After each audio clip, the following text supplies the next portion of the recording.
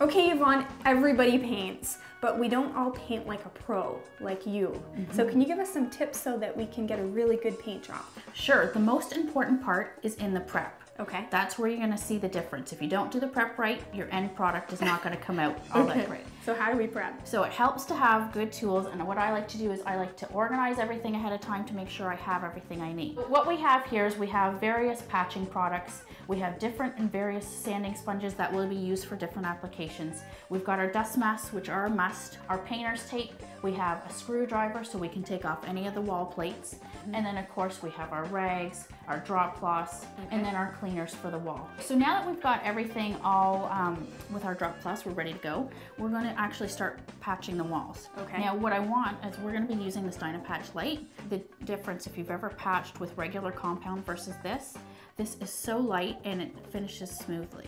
Okay. So I'll give you both tools and off you go. All right, so I'm not sure, is this too much or am I okay with this much? I would take a little bit off. And how's my technique? I would go to the side.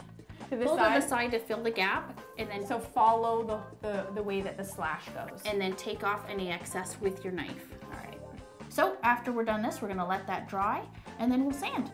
All right, so now what we're gonna do is we're gonna head to sanding. Okay. What I prefer is, I obviously have a sanding pole. This gets in a lot of areas and saves you from getting tired.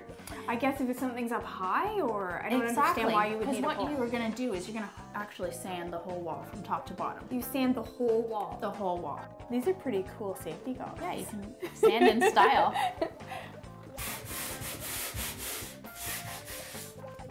Okay, so how am I doing?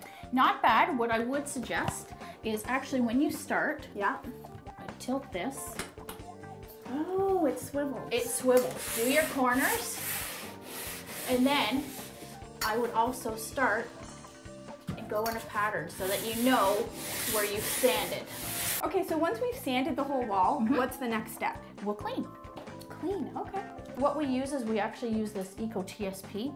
It's a lot different than the old TSP. I don't even know what TSP is. Okay, well Yvonne. TSP is a general cleaner. You could use it even to take off wallpaper. Back in the day it was really lethal stuff. Oh, okay. But now with Eco TSP it's biodegradable, there's no phosphate so it doesn't sit in the water table.